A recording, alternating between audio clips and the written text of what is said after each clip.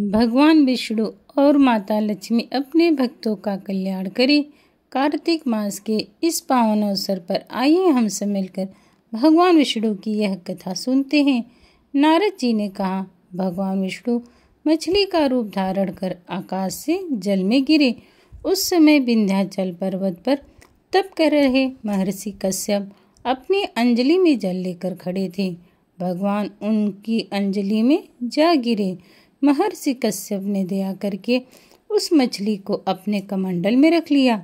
मछली के थोड़ा बड़ा होने पर महर्षि कश्यप ने उसे कुएं में डाल दिया। जब मछली कुएं में भी न आ सकी तो उन्होंने उसे तालाब में डाल दिया। जब वह तालाब में भी न आ सकी तो महर्षि कश्यप ने उस मछली को समुद्र में डाल दिया। वह मछली वहाँ बड़ी होने लगी। फिर मत्स्य रूपी भगवान विष्णु ने इस शंखासुर का वध किया और शंखासुर को हाथ में लेकर बद्रीनाथ आ गए। वहाँ उन्होंने संपूर्ण ऋषियों को बुलाकर इस प्रकार आदेश दिया, हे मुनीश्वरों, तुम जल के भीतर बिखरे हुए वेद मंत्रों की खोज करो और जितनी जल्दी हो सके उसे सागर के जल से बाहर निकाल लाओ।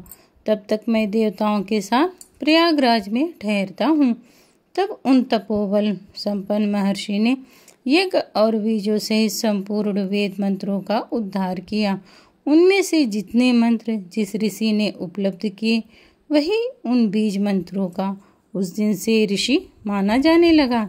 इसके पश्चात सब ऋषि एकत्र होकर प्रयागराज में गए।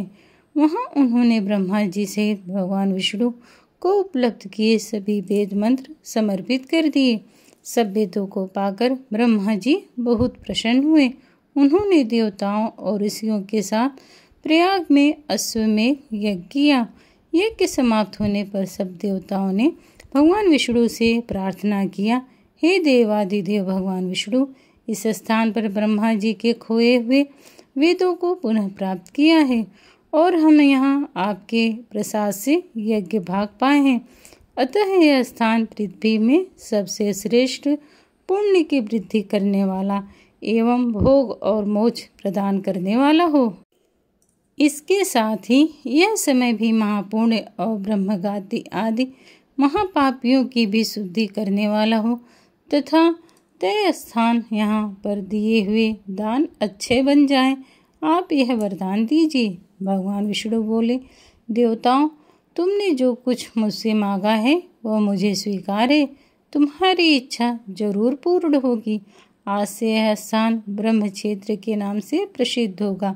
सूर्य वंश में उत्पन्न राजा भगीरथ यहाँ पर भागी गंगा को ले आएंगे और यहाँ शूर कन्या से यमुना से उसका मिलन होगा। ब्रह्मा जी और तुम सब देवताओं यहाँ पर निवास करो। आज से यह स्थान तीर्थराज प्रयाग के नाम से विख्यात होगा। इसके दर्शन करने से पाप नष्ट हो जाएंगे। यह सभी तीर्थों का राजा होगा।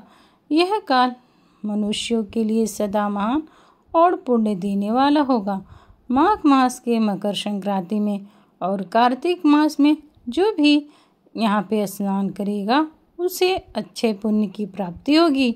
जो मनुष्य कार्तिक में तुलसी जड़ के साथ भगवान विष्णु की भी पूजा करता है, यह इस लोकों में पुण्य का भागीदार होता है। जय श्री नारायण।